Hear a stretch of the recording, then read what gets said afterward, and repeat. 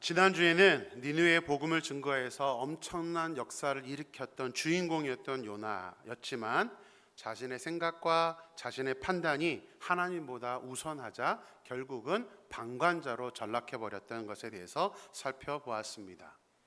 요나는 선지자였습니다. 지금으로 따지면 목회자인데 하나님이 은혜로우시며 자비로우시며 노하기를 더디하시며 인애가 크신 하나님이다라고 하나님이 어떠한 분이신지를 정확하게 인지를 하고 있었습니다.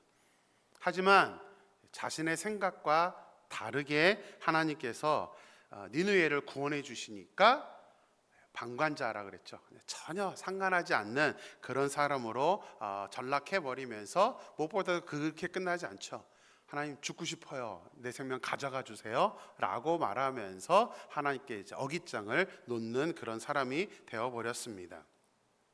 여러분이 만약 하나님이었다면 요나의 이런 말을 듣고 하나님 저 죽여주세요 라고 말한다면 여러분은 어떻게 반응을 할 것 같습니까? 저 같았으면 알았어 그렇게 했을 것 같아요.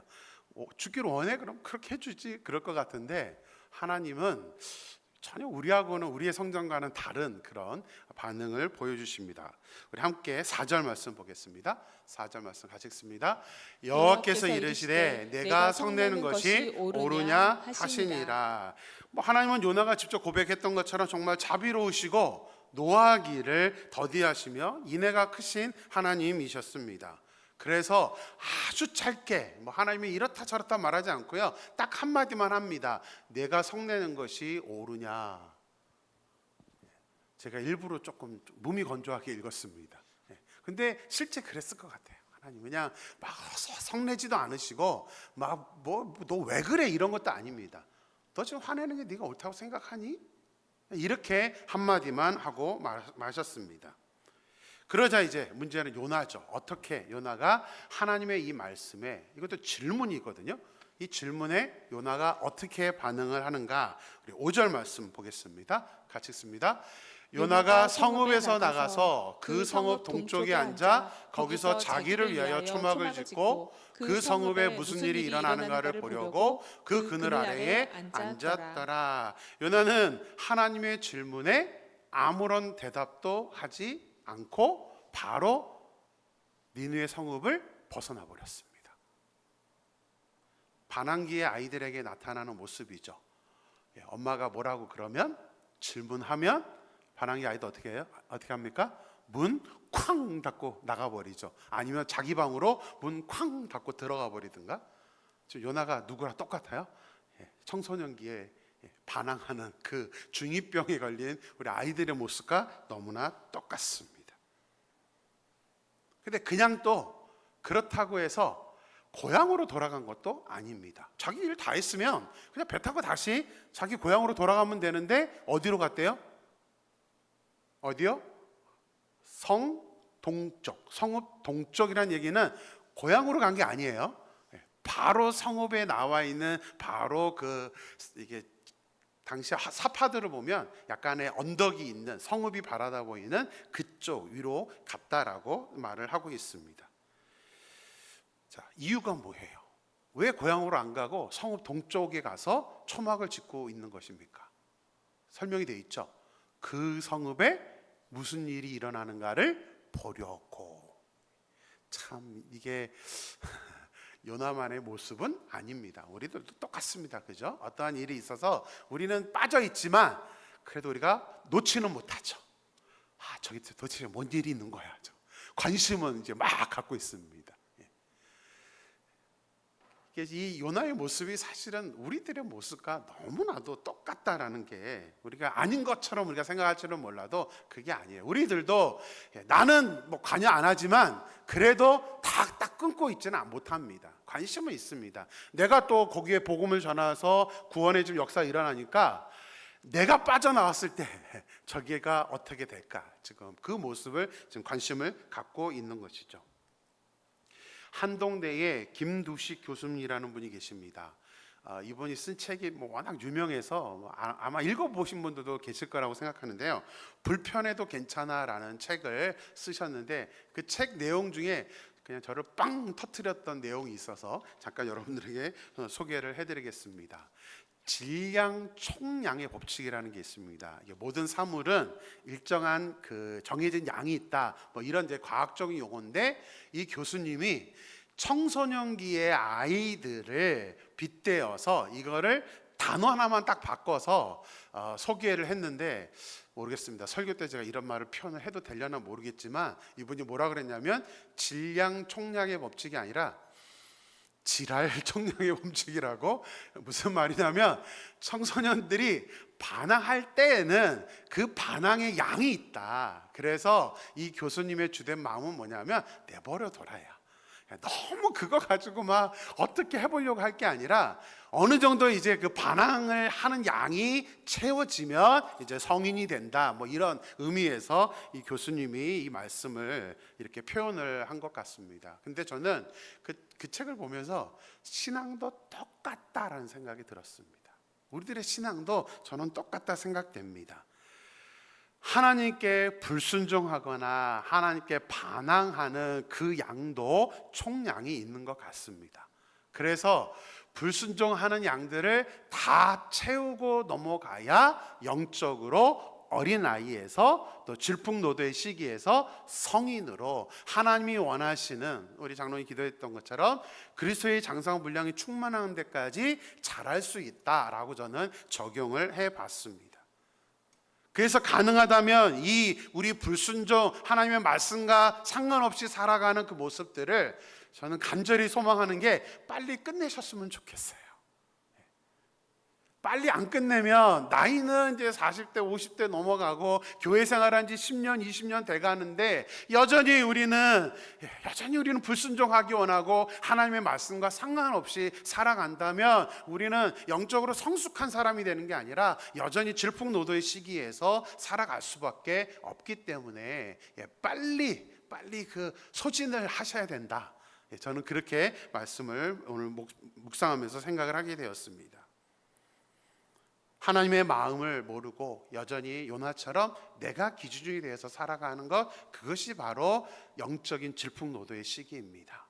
과연 지금 나는 내가 기준이 되고 있는지, 하나님의 말씀이 기준이 되고 있는지, 얼마만큼 내가 영적으로 성숙하게 모든 상황들을 바라보고 있는지, 요나처럼 좀 왔다 갔다 하는 것이 아니라 이제는 내가 교회 생활했을 때 어느 정도 됐다면 이제는 내가 조금 어른답게, 영적인 어른답게 모든 상황들을 바라볼 수 있는, 그래서 내 생각이 기준이 되고 있는 요나가 아니라 그것을 뛰어넘는 요나, 하나님이 기뻐하는 요나. 그래서 우리 모두가 정말 성숙한 하나님의 사람이 되기를 주님의 이름으로 축원합니다. 자, 소망합니다. 우리 모두 질풍의 노도 시기가 끝나서 특별히 올해 아직 남아있는 분들 계실 거예요. 그러면 올해 다 쓰세요. 불순종은 올해로 끝냈으면 좋겠습니다. 내 마음대로 살아야지, 이거 올해로 끝내시고, 올해 우리 교회 표어가 뭐죠? 교회여 일어나라. 그러니까 양 아직 남아있으면 빨리 다 쓰셔서 올해 우리가 교회로 일어나라. 우리 모두가 하나님이 원하는 그 모습으로 영적으로 일어나서 우리 올해 말 또 남은 시간들, 그리고 2026년 이후에 우리가 정말 하나님께 쓰임 받을 수 있는 그런 저와 여러분이 되기를 주님의 이름으로 축원합니다. 우리 옆 사람에게 인사하세요. 올해 다 씁시다. 한번 그렇게 인사할까요?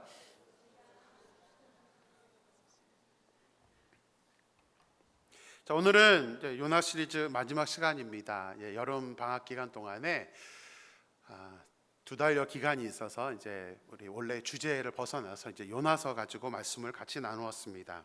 마지막 이 요나서 4장에는 말씀드렸지만 3장으로 끝났으면 너무 좋았을 텐데 하나님은 4장을 한 장을 더 기록했는데 이 내용이 사실은 그렇게 좋은 내용은 아닙니다. 요나의 어떤 부족한 모습, 이런 반항적인 모습, 불순종하는 모습을 너무 잘 보여줬는데 하나님은 단순히 요나를 욕보이기 위해서 그런 게 아니라 요나가 바로 우리 요나기 때문에 이런 모습, 요나와 같이는 되지 말라는 의미로 우리에게 이제 교훈을 해주시는데, 요나서의 이제 마지막 결론 부분에 우리에게 주신 교훈이 무엇일까? 특별히 하나님은 시청각 교육을 해주셨어요. 그 시청각 교육을 통해서 우리에게 두 가지를 마지막으로 이제 교훈을 해주고 있습니다. 이 요나처럼 되지 말라는 두 가지 교훈인데요. 첫째로 우리 6절 말씀을 보겠습니다. 같이 읽습니다. 하나님 여호와께서 박농쿨을 예비하사 요나를 가리게 하셨으니 이는 그의 머리를 위하여 그늘이 지게 하며 그의 괴로움을 면하게 하려 하심이었더라. 요나가 박농쿨로 말미암아 크게 기뻐하였더니. 자, 첫째로 하나님은 시청각 교육으로 준비하신 게 박농쿨이라는 것이었습니다. 누가 시키지도 않았는데 요나는 혼자 토라져서 니느웨 성읍에서 문 쾅 닫고 나가서 성읍 동쪽에 초막을 짓고 앉아 있었습니다. 그래서 하나님은 요나를 위해서 그 박농쿨을 예비해 주셨습니다. 박농쿨이라는 단어는 히브리어로 이제 키카욘이라는 단어인데 딱 요나서에서만 4번 나오는 그런 단어입니다. 그래서 한글 성경도 아마 우리나라에는 있는 물건이니까 아마 그냥 썼던 것 같아요. 그래서 박농쿨로 번역을 했는데 영어 성경은 이제 바인, 그래서 포도로 번역을 하기도 하고 또 어떤 성경은 또 그냥 박이라고 번역을 하기도 합니다. 이 다시스라는 지역은 이제 현재 이라크 땅인데 거기에 있는 식물로 이렇게 판가름을 하게 되는데요. 잎이 한 30cm 이상 자라고 줄기도 한 3m까지 자라는 이제 넝쿨과 박이라는 것은 우리나라가 그냥 번역한 거고요. 넝쿨 식물을 이제 의미합니다. 그래서 그림을 보면 저렇게 그림을 한번 보여주세요. 저렇게 잎이 넓은, 그래서 이렇게 태양을 피할 수 있도록 이렇게 넓은 넝쿨을 준비해 주셨습니다. 요나가 초막에서 니느웨를 지켜보고 있었을 때에 하나님이 생각하시기에 가장 현재 어려운 게 저 태양이라고 하나님은 생각했던 것 같아요. 그래서 박농쿨은 태양을 피할 수 있도록 요나를 도와주었던, 고통을 덜어주었던 것으로 준비를 해 놓으셨습니다. 자, 박농쿨을 보내주신 것에 대해서 요나가 어떻게 반응을 했습니까? 좀 전에 읽었던 구절에 나오는데요. 크게 기뻐했다. 크게 기뻐했다. 요나서 4장 안에 요나가 처음으로 기뻐하는 모습을 보였습니다. 계속 요나는 한 번도 기쁘지 않았거든요. 계속 불만 덩어리, 진짜 사춘기처럼 막 까칠까칠한 모습만 보였는데 처음으로 요나는 저 박농쿨을 딱 하나님이 주시자마자 그것 때문에 아주 크게 기뻐를 하는 모습을 이렇게 보여주고 있습니다. 사실 구원의 역사 일어났을 때도 요나는 기뻐하지 않았죠. 오히려 성질 냈잖아요. 근데 겨우 박농쿨 하나에 요나는 기뻐하고 있었습니다. 자, 둘째로 준비하신 것이 있습니다. 7절 말씀 볼까요? 둘째 시청각 교육입니다. 같이 읽습니다. 하나님이 벌레를 예비하사 이튿날 새벽에 그 박농쿨을 갉아먹게 하심에 시드니라. 자, 하나님이 두 번째 준비한 것은 벌레입니다. 첫날 박농쿨로 인해서 요나는 시원하게 그늘에 앉아서 니느웨 성을 쳐다보고 있었습니다. 근데 하루가 지났는데 그 다음 날은 하나님이 벌레를 예비했는데 이것은 요나를 도와주는 게 아니었습니다. 오히려 하나님이 예비해 놓으신 박농쿨을 갉아먹게 하면서 다시 요나는 고통 속에 빠져들어갑니다. 그것만이 아닙니다. 세 번째 준비한 것은 8절입니다. 8절 말씀도 읽습니다. 해가 들 때에 하나님이 뜨거운 동풍을 예비하셨고 해는 요나의 머리에 쪼임에 요나가 혼미하여 스스로 죽기를 구하여 이르되 사는 것보다 죽는 것이 내게 나으니이다 하니라. 하나님이 세 번째 준비한 것은 동풍입니다. 이것은 아프리카 땅에서 날아오는 모래를 동반하는 굉장히 뜨거운 그런 열기가 있는 그런 바람이었습니다. 지금 요나는 박농쿨이 사라지는 그 정도가 아니라 하나님이 뜨거운 열기의 바람을, 모래바람을 맞으면서, 또 오늘 본문에 뭐라고 되어 있죠? 해는 요나의 머리에 쪼이는 상황이 됐죠. 그러다 보니까 요나가 어떻게 돼요? 혼미했다. 그러니까 열사병에 걸린 겁니다. 너무 지금 모래와 해 때문에 지금 힘든 상태가 되니까 또다시 무슨 말이에요? 죽여줘요. 이러면서 하나님 저 좀 죽여줘요. 못 살겠어요. 못 살겠습니다. 이러면서 이제 요나가 또 어린 아이와 같은 모습을 하고 있는 것을 보게 됩니다. 요나의 이 모습을 보면 기뻐했다가 또 슬퍼했다가 죽여달라 그랬다가 혹시 조울증 환자는 아닐까 이런 생각이 들 정도로 감정 기복이 굉장히 심합니다. 근데 이 감정 기복이 심한 것은 결국은 신앙의 성숙도와 연결되어 있습니다.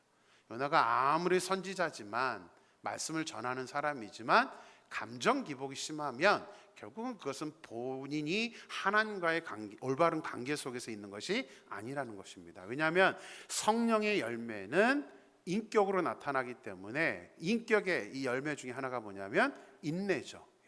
인내하는 것. 우리는 사랑의 하나님, 인내의 하나님의 형상대로 태어났기 때문에 우리 안에도 그 인내심이 있어야 되는데 지금 요나에게는 인내심이 없습니다. 업앤다운이 너무 심해요. 감정의 기복이 너무 심하다는 사실이죠. 자, 그렇다면 하나님께서 말씀드린 것처럼 왜 이렇게 요나의 어떤 부족한 모습을 보여주는데 이렇게 요나서 4장의 마지막 부분을 할애하고 있는 걸까요? 말씀드렸지만 요나를 우리한테 폭로하려고 하는 게 아닙니다. 그 요나가 바로 요나가 될 수 있기 때문에 우리 역시 영적으로 성숙하지 않으면 요나와 같은 모습이 될 수 있다는 것을 요나의 예를 들어서 우리에게 도전하고 있기 때문입니다. 그렇다면 오늘 본문을 통해서 요나의 마지막 부분을 통해서 이런 시청각 교육을 하시면서 우리에게 교훈하시려고 하는 그 궁극적인 교훈이 무엇일까? 저는 이제 본문에서 두 가지를 생각해 보게 되었습니다. 자, 첫 번째를 한번 살펴보면요. 자, 하나님이 박넝쿨, 벌레, 동풍 이 세 가지에 대해서 말씀하시는 구절을 여러분들이 같이 읽었는데 세 구절에 동일하게 나오는 표현이 있습니다. 다 보여드리면서 할까 하다가 그냥 제가 말씀드리는 게 낫겠다 싶어서 혹시 느껴지시는 분 있으세요? 세 가지다. 어떤 단어가 있냐면 예비하다. 준비하다라는 단어입니다. 하나님은 이게 그냥 온 게 아니라 자연현상 때문에 온 게 아니라 하나님께서 의도적으로 이 세 가지를 누구를 위해서요? 요나를 위해서 예비해 주신 것, 준비해 주셨다는 것입니다. 이것은 앞장에서도 동일합니다. 요나서 1, 2, 3장에서도 똑같이 나왔던 단어가 이 준비하다라는 단어예요. 뭘 준비해 주셨죠? 폭풍을 준비해 주셨고 그 다음에는요 큰 물고기도 준비해 주셨습니다. 그래서 요나서 4장 안에 이 준비라는 단어가 반복해서 나오면서 하나님이 이 모든 상황들을 다 의도적으로 준비하셨다라는 것을 이 요나서에서는 설명을 하고 있는 것입니다. 자, 우리 이 준비라는 단어를 여러분들 다 아실 겁니다. 우리 하나님의 이름 중에 준비와 관련된 하나님의 이름이 있죠. 여호와 이레, 그렇죠? 이레라는 단어예요. 여호와 이레 하나님께서 모든 환경들을 준비해 주셨기 때문에 하나님께서 요나에게 총 5가지를 다 예비 준비해 주신 이유가 있습니다. 왜 이 5가지? 잘 보시면 이 5가지가 좋은 것도 있고 나쁜 것도 있습니다. 좋은 거는 요나에게 박농클처럼 그늘을 주기도 하고 큰 물고기는 생명에서 구원해 주신 거죠. 이 두 가지는 요나에게는 물론 물고기 안에서 고생은 했지만 그래도 결국은 살아있게 하는 그런 예비하심이었습니다. 나머지는 3가지는 약간 어려움을 주는, 고통을 주는 그런 것이었죠. 그래서 하나님은 이 5가지를 준비해 주셨다라는 단어를 사용하시는 이유는 뭐냐면 우리에게 닥쳐있는, 요나에게도 마찬가지지만 우리에게 닥쳐오게 되는 모든 그런 환경들은 모두 다 누가 준비해 주셨다? 여호와 이레의 하나님께서 준비해 주셨다라는 것을 우리에게 말씀하시기 위해서입니다. 단순히 준비했다가 목표는 아닙니다. 하나님의 그런 환경들을 우리에게 준비해 주신 이유는 여호와 이레 하나님께서 우리에게 그런 환경을 통해서 하나님의 뜻을 깨닫고 우리가 영적으로 성장하고 성숙해 나가게 하기 위해서 그런 환경을 만들어 주셨다는 사실입니다. 그래서 절대 우리에게 오는 환경들은요 그냥 일어나는 환경은 없습니다. 좋은 일이든 나쁜 일이든 우리가 그것을 통해서 하나님이 왜 나에게 이걸 주셨지? 하나님께서 왜 나한테 이런 어려움을 주셨지? 이런 것들을 우리가 잘 깨달았고 하나님의 뜻을 알 수만 있다면 우리는 요나처럼 되지가 않을 수 있는 거예요. 요나는 안타깝게도 이 뜻을 생각하지 못했습니다. 처음에 폭풍을 주셨을 때는 깨달았습니다. 그죠? 폭풍을 줬을 때 요나의 반응이 뭐였습니까? 내 탓이요 했죠. 내가 책임지겠습니다. 나를 물에 던지시오. 요나는 그게 하나님이 나 때문에 이 폭풍을 주셨다고 생각했고, 큰 물고기에 들어갔을 때는 가만히 있다가 결국엔 어떻게 합니까? 하나님께 부르짖어 기도를 합니다. 이제는 하나님밖에 없습니다라고 하나님께 두 손 들고 가니까 성경 보면 그때서야 하나님 뭐예요? 물고기 입속에서 요나를 토해내게 합니다. 그리고 다시 기회를 주셨죠. 앞에 두 사건일 때, 그 두 준비일 때는 요나가 그래도 잘 깨달았어요. 왜 하나님이 나를 이렇게 하시지? 왜 나한테 이런 고통을 주시지? 이것을 너무나 잘 깨달았는데, 안타깝게도 요나는 니느웨를 구원하는 그 하나님의 모습이 자기의 생각과 다르니까, 지난주에 설교 드렸던 것처럼 자기 기준에서는 니느웨는 구원의 대상이 아니라 내가 보기에는 저기는 저 사람은 죽여야 되는 사람들이야. 하나님이 좀 없앴으면 좋겠어. 근데 하나님이 구원해 주니까 내 생각과 다르다고 해서 자기가 하나님이 되어서 이거 싫어하는 거죠. 미워한 겁니다. 그러니까 이제 하나님이 세 가지를 더 보여주시죠. 근데 첫 번째는 좋은 거, 박농쿨, 그늘을 보여주니까 뭐 해요? 너무 기뻐하죠. 근데 벌레와 동풍을 보내주셔서 좀 힘들게 하니까 요나가 또 뭐라 그래요? 힘들어요가 아니죠. 죽고 싶어요. 왔다 갔다 하는 거예요. 왔다 갔다. 지금 요나는 왜 하나님께서 앞에 두 가지 하나님이 예배해 놓았을 때는 그래도 뭔가를 깨달았는데, 이 뒤에 세 가지, 요나서 4장에 나오는 세 가지에서는 요나는 변하지 않습니다. 자기 생각이 틀리다고 하지 않습니다. 뒤에 모습을 보면 아주 또 엄청난 소리를 요나가 하고 있는 것을 보게 됩니다. 요나는 전혀 관심이 없었어요. 물론 아무것도 아닌 것 같죠. 박농쿨, 애벌레, 벌레, 뭐 바람 불어오네? 자기하고 상관없는 거, 이렇게 생각을 했었던 것 같습니다. 근데 안타깝게도 이게 바로 요나에게만 나타나는 모습이 아니라 우리에게도 나타나는 모습이라는 사실이죠. 어려우면 어렵다고 뭐라 그러고, 좋은 일 있으면 또 좋다고 뭐라 그러지, 이것을 통해서 하나님이 뭐를 나한테 원하시는지 그것을 우리가 깨닫고 나를 변화시키거나 나를 성장시키는데 도구로 사용하는 것이 아니라 또 그냥 지나가고 또 지나가고 그럴 때가 많이 있다는 사실이죠. 교회 생활을 하다 보면, 우리가 인생을 살다 보면 항상 폭풍도 만나게 되고 박넝쿨도 만나게 되고 동풍도 만나게 됩니다. 하나님이 그 모든 것을 주시는 것은 아무 의미 없이 주시는 게 아니라는 사실입니다.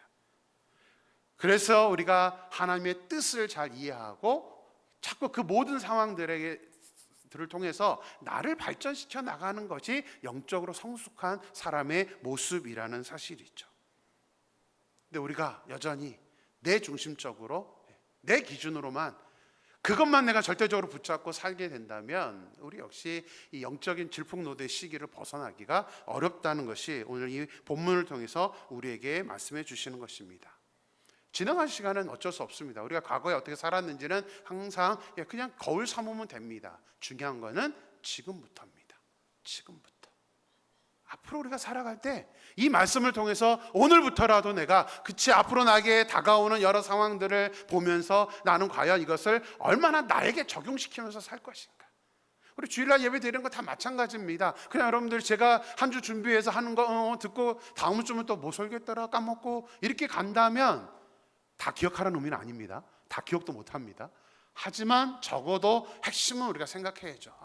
그렇지, 내가 어떻게 해야 되지? 내가 어떻게 살아야지?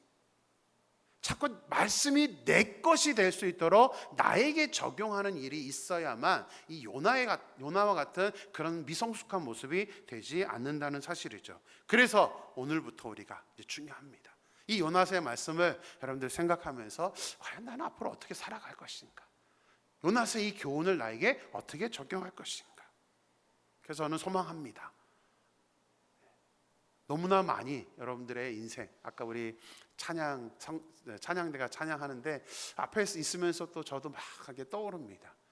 지금까지 지내온 것 주의 은혜라. 저도 이제 조금씩 이 호르몬이 멈췄을 거라고 생각을 했는데 야 여전히 안 멈춰요. 그래서 저 찬양 들으면 앉아서 또 이렇게 찬양대 찬양하는데 우리 정근 집사님 앞에서 막 엉엉 울면서 막 찬양하면 저도 모르게 같이 그냥 이러면서 막 눈물이 납니다. 이거 좀 계속 저도 부쩍 지나온 시간들 아내랑 요즘 둘이 앉아있으면 이상하게 노인네처럼 그런 얘기를 많이 옛날에 이랬는데 하나님이 이렇게 해주셨는데 막 이러는 생각들 하게 됩니다. 그러면서 또 둘이 또 결단합니다. 남은 기간 하나님이 우리에게 기회를 주셨을 때 우리 임마누엘교회에서 사역할 수 있도록 기회를 주셨을 때 과거보다 더 중요한 거는 미래다. 앞으로 우리가 어떻게 교회를 이끌어갈 것인지, 우리 임마누엘교회에서 어떠한 역사를 이룰 것인지 우리가 거기에 더 집중하자. 이제 항상 결론은 글로 가요. 이 과거 얘기하다 보면.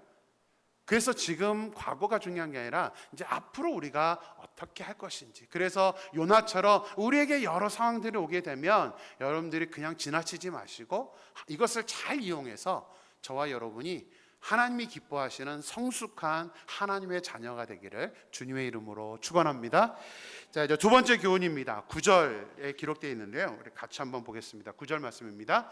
하나님이 요나에게 이르시되 내가 이 박넝쿨로 말미암아 성내는 것이 어찌 옳으냐 하시니 그가 대답하되 내가 성내어 죽기까지 할지라도 옳으니이다 하니라. 여기 요나가 뭐라 그래요? 내가 성내어 죽기까지 할지라도 옳으니이다. 참 요나는 하나님이 지금 이게 박넝쿨이랑 또 벌레랑 이런 거 다 동원해 줬는데도 요나는 시인하지 않죠. 나는 옳다니까요. 왜요 하나님? 참 어린아이의 모습이 그렇죠. 어린아이들이 이것을 잘 자기가 이렇게 잘못했습니다라고 말하는 게 어른들은 더 힘들어요. 어린 아이들도 힘든데 어른들은 내가 틀렸어요 이 말하기가 너무 어렵습니다.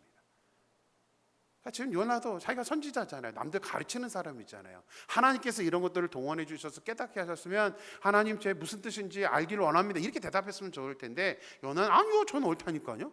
저는 맞습니다 이러면서 지금 버팅기고 있는 모습을 보게 됩니다. 하나님이 그래도 정말 인내하신 하나님이라는 느껴지는 게 이런 요나에게 그 어떤 액션도 취하지 않고요 그냥 말로 설득해 주십니다. 이게 요나서 4장 전체에 저는 가장 중요한 구절이라고 생각해요. 10절 11절 결론 하이라이트입니다. 두 절 말씀을 같이 보겠습니다. 여호와께서 이르시되 내가 수고도 아니하였고 재배도 아니하였고 하룻밤에 났다가 하룻밤에 말라버린 이 박넝쿨을 아꼈거든. 하물며 이 큰 성읍 니느웨는 좌우를 분별하지 못하는 자가 12만여 명이요 가축도 많이 있나니 내가 어찌 아끼지 아니하겠느냐 하시니라. 요나는 자신을 시원하게 해주는 박넝쿨이 없어지는 것에 대해서는 화를 내면서 또 그 화내는 게 자기는 옳다 당연하다라고 그렇게 말을 하니까 하나님께서 네가 수고하지도 않은 것, 네가 재배하지도 않은 것에 너는 그렇게 아끼는데 왜 한 사람 한 영혼을 향한 나의 그 마음은 이해하지 못하니? 그냥 그 박넝쿨 조그만 거 이거는 있어도 그만 없어도 그만인데 이거는 그렇게 소중하게 여기면서 왜 저 사람들 그것도 적지도 않은 12만 명이나 되는 저 사람들 저 영혼에 대해서는 너는 왜 관심이 없니? 그리고 오히려 질문으로 끝내죠. 내가 어찌 아끼지 아니하겠느냐? 하나님은 이렇게 말씀을 하고 있습니다. 하나님께서 요나서를 통해서 우리에게 주시는 두 번째 교훈은 우리도 하나님의 마음으로 한 영혼을 사랑하라는 것입니다. 우리가 하나님의 자녀가 되었다는 것은 다른 게 없습니다. 아버지의 마음이 나의 마음이 되는 것. 하나님이 신경 쓰는 곳에 우리도 신경 쓰고 하나님의 눈이 머무는 곳에 우리도 눈이 머물고 하나님의 발이 닿는 곳에 우리도 발길을 닿는 것, 그것이 하나님이 우리에게 원하시는 모습이라는 사실이죠. 우리 주변에는 예수님을 아직 모르고 멸망의 길로 달려가는 사람들이 너무나 많습니다. 지난주에 말씀드린 것처럼 지금 이 미션 캐나다에서 조사한 걸 보면 우리 매니토바주는 출석하고 있는 교인을 기준으로 했을 때 10%밖에 되지 않습니다. 90%가 교회를 나오지 않고 하나님을 모르고 있습니다. 그 사람들은 그렇게 살다가 어느 날 생을 마감할지 모릅니다. 그 영혼들을 우리가 어떻게 해야 되는가? 그 영혼들을 우리가 어떻게 바라봐야 되는가? 하나님이 12만 명이나 된다라고 오늘 본문에서 정확하게 밝히신 이유가 있습니다. 그 이유는 하나님께서 한 사람 한 사람을 다 계수하셨다는 얘기예요. 이 니느웨, 요나가 보기에는 북이스라엘 멸망시킨 원수와 같은 나라, 죽어도 되는 나라, 저 사람들은 아니야 라고 자기는 생각했지만 하나님의 관점에는 그게 아닙니다. 그 안에도 하나님이 구원할 사람이 있기 때문에 하나님은 한 명 한 명을 다 셌더니 12만 명이 되는 거예요. 그 영혼을 하나님은 요나에게 부탁하셨습니다. 요나야, 가서 좀 전해주면 안 되겠니? 근데 요나는 어깃장 내고 반대로 갔다가 겨우 좀 회개하는 것 같았는데, 요나는 그 안에서도 3일 길을 걸어가 있는 그 큰 니느웨 성읍에 가서도 딱 하루만 전하고 말았습니다. 그리고 구원의 역사가 일어나는데 좋아하기는커녕 분내면서 그리고 문 콱 닫고 그냥 성읍을 나와버렸죠. 하나님은 이 요나가 되지 않기를 원하는 겁니다. 우리 주변에 있는 영혼들, 또 하나님은 이것을 통해서 우리에게도 말씀하신 게 뭐냐면, 내가 너를 그렇게 사용하고 싶어. 네가 요나처럼 아무 관심이 없는지는 몰라도 나는 너를 사용하고 싶단다 라는 말씀으로 오늘 말씀을 우리에게 주셨다는 사실입니다.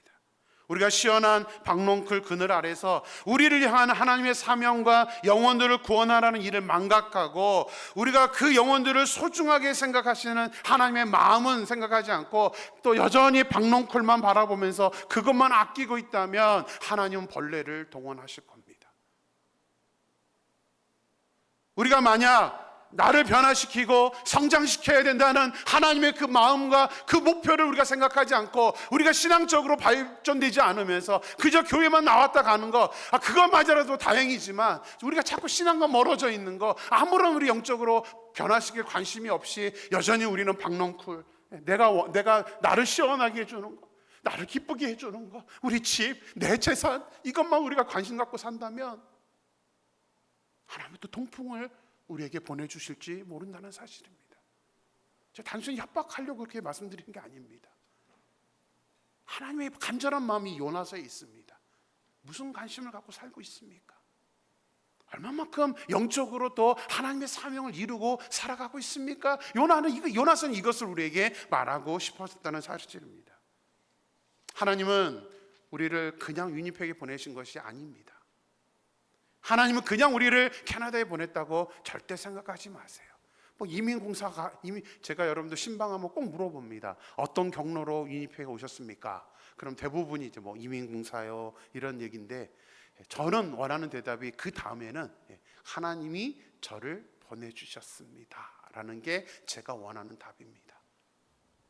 하나님은 분명 저와 여러분을 위니펙에 보내주신 특별한 뜻이 있는 줄로 믿습니다. 거기에는 하나님이 여러분들을 사용하고 싶으신 거예요.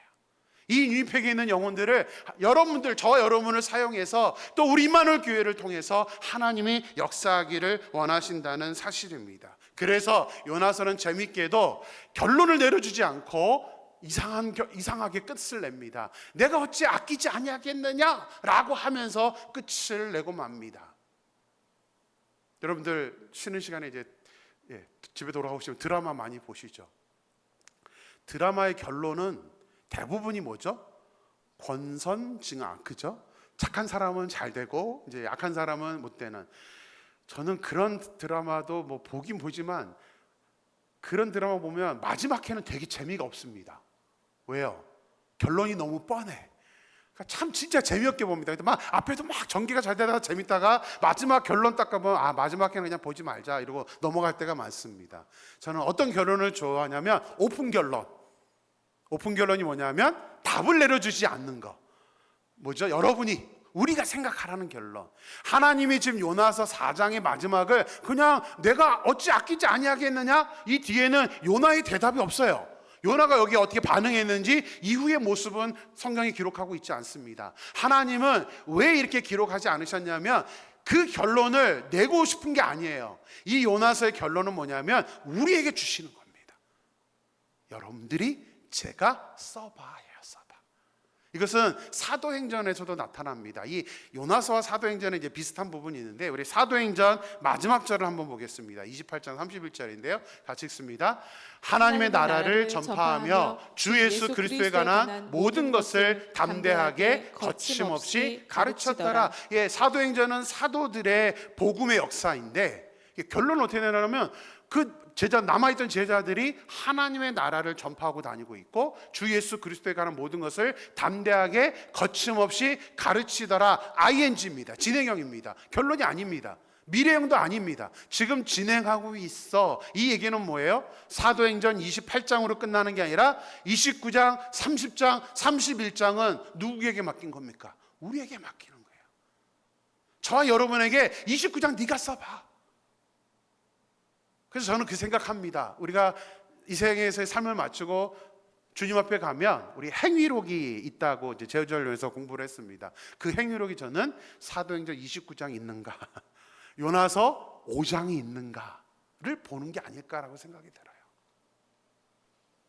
우리에게 맡겨진 책임입니다.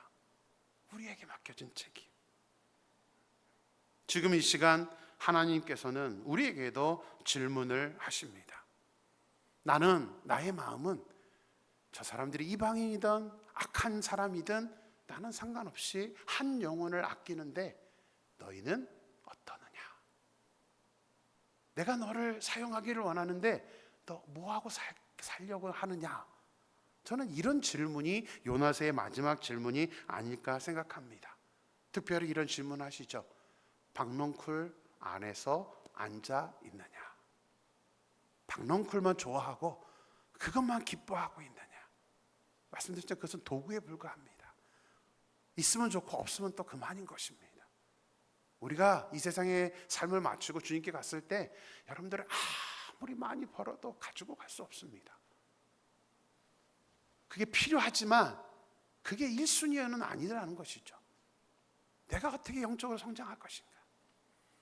내가 이 세상 살면서 좋은 것 갖고 좋은 것 누리고 싶은 마음이 있다면 우리의 영원한 천국에 가서 얼마만큼 하나님께 상급을 받을 것인지, 얼마만큼 기록을 남겨서 하나님께 칭찬을 받을 것인지, 우리가 그 중심으로 살아갈 수 있어야 된다는 것이죠. 저도 오늘 설교를 결론을 내리지 않겠습니다. 그냥 이 말씀으로 여러분들에게 마무리하려고 합니다. 여러분들은 어떤 것을 아끼고 있습니까? 우리 다 같이 아버지 당신의 마음이 있는 곳에 라는 찬양을 부르면서 오늘 우리 같이 기도할 수 있었으면 좋겠습니다. 하나님